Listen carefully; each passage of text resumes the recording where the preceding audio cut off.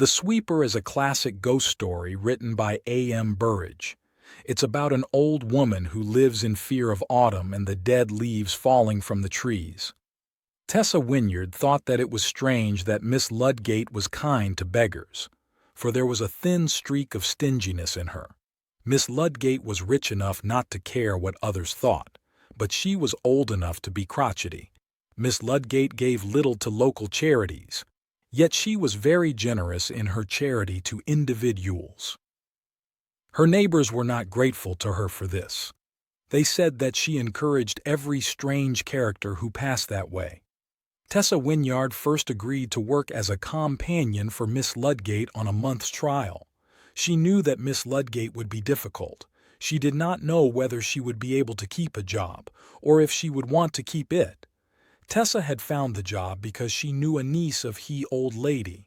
The niece was able to give Tessa hints about her aunt's behavior. When Tessa entered the house for the first time, she fell under the spell of it. She loved old country mansions. The house was called Billingdon Abbots. It was very old. The gardens around the house had many trees. They gave the house an air of melancholy. At first, the interior of the house filled Tessa with awe. She loved pretty things, but she was afraid of furniture and pictures that were so coldly beautiful. Tessa spent most of her time with Miss Ludgate in the drawing room. There were homelier looms that held photographs of living people, but Miss Ludgate preferred to sit in the drawing room near the cabinet of priceless china. It was as if she realized that she was only the guardian of her treasures. She wanted to have them within sight now that her term of guardianship was drawing to a close. Miss Ludgate must be over 80, Tessa thought. She was very small and frail. Winter and summer, she wore a white shawl inside the house. In summer, she wore a lighter-weight shawl. It matched her hair and color. Her eyes were blue and piercing. Her once beautiful mouth looked grim. She always spoke very slowly. Since she knew that she had only to be understood to be obeyed, she made sure that she was understood. Tessa spent her first week with Miss Ludgate without knowing whether or not she liked the old lady. She had no idea how Miss Ludgate felt about her. Tessa did what she was told and thought before she spoke, but she wondered what place she was to fill. The truth is that Miss Ludgate wanted to wee somebody young around the house. The servants were old family servants. They remained faithful to her because of rumors of legacies. She was lonely and starved for companionship. Tessa was able to play the piano well. So was Miss Ludgate, until her fingers stiffened with rheumatism. Now the piano was no longer silent. Miss Ludgate regained an old lost pleasure. Tessa was 22. She was not a beauty. Her good looks were the result of perfect health in her youth. When Tessa had been with Miss Ludgate a week, the old lady called her Tessa for the first time. She added, "I hope you intend to stay with me, my dear. It will be dull for you, and you may find me a bother. But I will not take up all your time. I think that you will be able to find friends and amusements." So Tessa stayed on beyond the first month. A friendship existed between the two women. At times, they were able to touch hands over the barrier between youth and age. Tessa felt tenderness toward Miss Ludgate. She reminded Tessa of a poor actress who played the part of a queen. She wore cheap crown jewels and gave commands which other actors obeyed. The realities of life, wet streets, poor meals, and cold rooms, waited for her when the curtain fell. Tessa was filled with pity when she thought how short a time Miss Ludgate had to live. She wondered how it must feel to think every evening of a tomorrow that might not be. Tessa would have found life dull except for the complete change in her surroundings. She was the daughter of a country minister, one of 7 brothers and sisters. They had worn one another's clothes, worn out carpets, and mishandled furniture. They had broken everything but their parents' hearts. The grandeur of living with Miss Ludgate broke the monotony for Tessa. She wrote a letter home to her mother. "This house might have come out of a book in which there is a mystery. There is no mystery that I have heard of. But at least it ought to have a ghost. I don't like to ask Miss Ludgate. She might believe in ghosts, and it might scare her to talk about them. Or she might not. Then she would be furious with me for talking about them. But we are certainly haunted by tramps. Her letter went on to describe the daily visits of those who beg and steal on their way from workhouse to workhouse. 3 or 4 of them showed up each day. None went away empty-handed. Mrs. Finch, the housekeeper, had orders and she carried them out. When there was no spare food, she gave them money. Tessa was always meeting these vagrants on the path. She grew used to them. They knew she only worked there and could be fired, but they knew that they were always welcome guests. Tessa resented their presence. She secretly raged against Miss Ludgate for encouraging them. The girl knew about the struggles of the decent poor. Her upbringing had taught her about the poverty of farmhands and laborers. On Miss Ludgate's estate, some families lived on bread and potatoes. Yet the old lady had no sympathy for them and gave everything to beggars. Tessa could not speak to Miss Ludgate about the subject. If she did, she might lose her job. But she did mention it to Mrs. Finch. At first, Mrs. Finch said only one word: orders. After a moment, she added, Miss Ludgate has her own good reasons for doing this, or thinks she has. It was late summer when Tessa first moved to the estate. She looked at the trees from her window every morning, and she watched the progress of the year. The yellow leaves began to give way to gold and brown and red. One evening, Miss Ludgate appeared in her winter shawl. She seemed depressed. As she sat at the table, she leaned on her elbows and rested her face between her hands. "Are you well, Miss Ludgate?" Tessa asked. "My bad time of the year is approaching," the old woman replied. "If I can live until the end of November, I will last another year. But I don't know yet." "Of course you're not going to die this year," Tessa said, in a voice that would soothe a child. "If I don't die this autumn, it will be the next." The old voice quavered. "It will be in the autumn that I will die. I know that." "But how can you know?" Tessa asked gently. "It does not matter how I know. Have many leaves fallen yet?" "Hardly any," said Tessa. "There has been very little wind." "They will fall very soon now," said Miss Ludgate. 2 days later it rained heavily. The wind sprang up. Showers of yellow leaves fell to earth. Miss Ludgate sat watching them. During dinner, the wind and the rain stopped. Tessa peeped between the blinds. It looked as though it was going to be a fine night. Miss Ludgate got out a deck of cards. Tessa picked up a book. There was silence except for the sound of the cards being placed on the polished table. Tessa could not have said when she first heard it, but gradually she had become aware of sounds in the garden outside. Finally, she was forced to wonder what caused them. She could not guess how long they had been going on. Tessa closed the book and listened. The sounds were crisp, dry, and drawn out. There was a pause after each one. What was it? Then Tessa knew. On the long path behind the building, somebody was sweeping up leaves with a broom. But what a time to sweep up leaves! She continued to listen.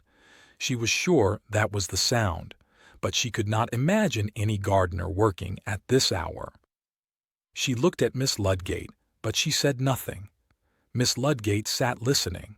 Her face was half turned toward the window. It was dreadful to see someone who was so old be so tense. Tessa not only listened, she now watched. There was a movement in the silent room. Miss Ludgate had turned her head. Tessa knew that Miss Ludgate had caught her listening to the sounds from the path outside. For some reason the old lady was annoyed with Tessa for hearing them. But why? And why was there a look of terror on the poor old face? "Will you play something on the piano, Tessa?" Although it was a question, Tessa knew it was a command. She was to drown out the noise of the sweeping from outside. So Tessa played songs that allowed her to use the loud pedal. After half an hour, Miss Ludgate stood up. She gathered her shawl around her shoulders and hobbled to the door. She stopped on the way to say good night to Tessa. Tessa began to play softly. The sound of sweeping from the path outside had stopped now. Was Miss Ludgate ashamed because she had a gardener at work at this hour? And why was Miss Ludgate so terrified? Did it have anything to do with her belief that she would die in the autumn? The night was calm. Many more leaves will not fall tonight, Tessa thought. But the next morning, when Tessa walked out into the garden, the lung path was thickly covered with them. Toy, one of the gardeners, was sweeping them with a broom. "Hello," said Tessa. "A lot of leaves fell last night." Toy stopped sweeping and shook his head. "No, this little bunch came down with the wind in the early part of the evening. But they were all swept up. I heard somebody at work here after 9. Was it you?" The man grinned. "You will never catch any of us at work after 9 o'clock, he said.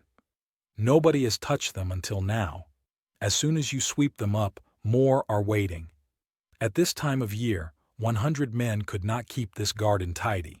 That night Miss Ludgate went to bed early. Tessa went into the drawing room to pick up her book. She had taken only 2 steps into the room when she stopped and stood listening.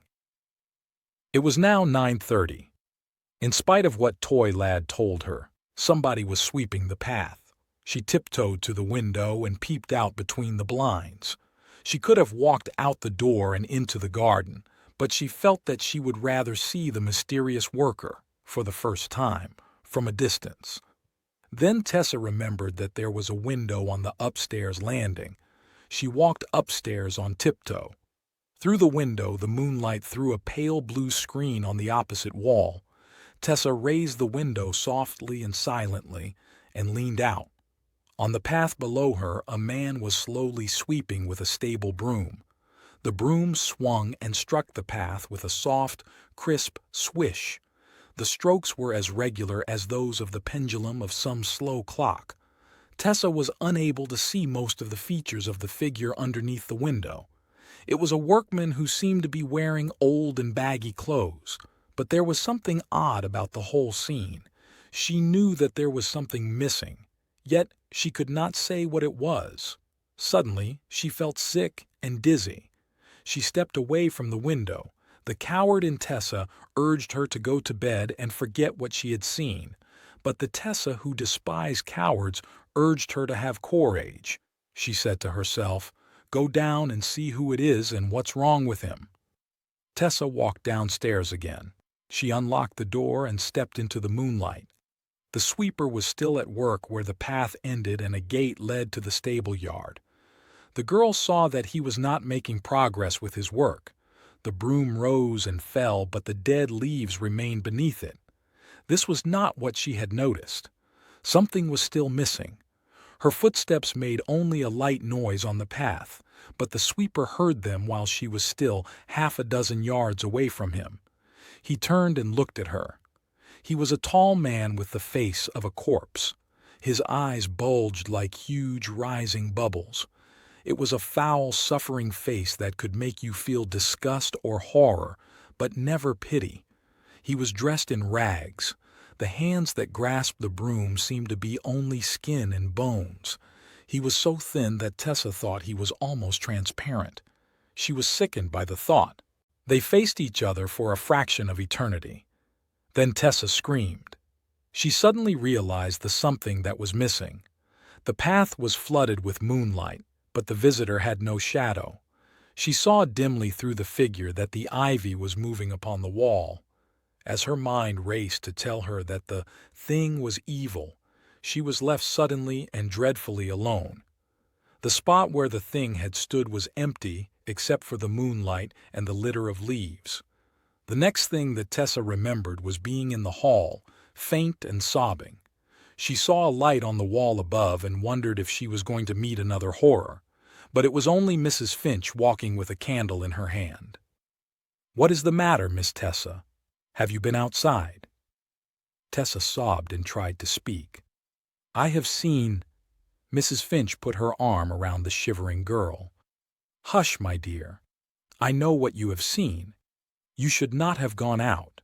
I have seen it too, but only once." "What is it?" "Now don't be frightened. He doesn't come for you. It's Miss Ludgate that he wants. You have nothing to fear.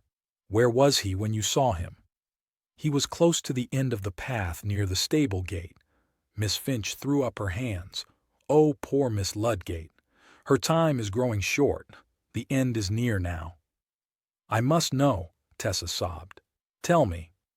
Come into my parlor, and I'll make a cup of tea, but you should not know tonight. I must, if I am to have any peace. The fire was still burning in Mrs. Finch's parlor. In a few minutes, the tea was ready. Tessa took a sip and felt her courage returning. I'll tell you, Miss Tessa, said the old housekeeper, but don't let Miss Ludgate know I've told you. Tessa nodded. Miss Ludgate did not always give to beggars. Not until about 15 years ago. She was old then, but active. She was fond of gardening. Late one afternoon, while she was cutting some roses, a beggar came to the side door. He was sick and starved. But you have seen him. I felt sorry for him. I was just going to risk giving him some food when Miss Ludgate walked up. What is this? She asked. He whined about not being able to get work, I told her. Work, said Miss Ludgate. You don't want work. You come here looking for a handout. If you want to eat, you will have to work first. There is a broom and there is a path covered with leaves. Start sweeping at the top. When you come to the end, you can come and see me. He took the broom. A few minutes later, I heard Miss Ludgate shout. I hurried out. The man was lying at the top of the path where he had started sweeping. He had collapsed and fallen. I didn't know then that he was dying. He gave Miss Ludgate a look that I cannot forget. When I have swept to the end of the path, he said, I'll be back for you, my lady. We will feast together. Just make sure that you are ready when I get there. Those were his last words. He was buried by the parish. It upset Miss Ludgate so much that she ordered something to be given to every beggar. Not one of them is to be asked to do a stroke of work. But the next autumn, he came back and started sweeping right at the top of the path where he had died. We have all heard him, and most of us have seen him. Year after year he has swept with his broom. It makes a brushing noise, and it hardly moves a leaf. But when he gets to the end, well, I would not like to be Miss Ludgate with all her money. 3 evenings later, just before the hour for dinner, the sweeper completed his task, that is to say, if we believe Mrs. Finch's story. The servants heard somebody burst open the side door. 2 of them rushed into the hall. They saw that the door was open, but no one was there. Miss Ludgate was already in the drawing room. Tessa was still upstairs dressing for dinner. At that moment, Mrs. Finch walked into the drawing room to speak to Miss Ludgate. Mrs. Finch's screams warned the household of what had happened. Tessa heard them just as she was ready to go downstairs. She rushed into the drawing room. Miss Ludgate was sitting in her favorite chair. Her eyes were open, but she was dead. Her eyes here filled with a terror that Tessa could not bear to see. When Tessa stopped staring at Miss Ludgate, she saw something on the carpet. She bent down to pick it up. It was a little yellow leaf. She did not ask how it got there. She dropped it, shuddering. It looked as if it had been picked up by, and later fallen from, the birch twigs of a stable broom.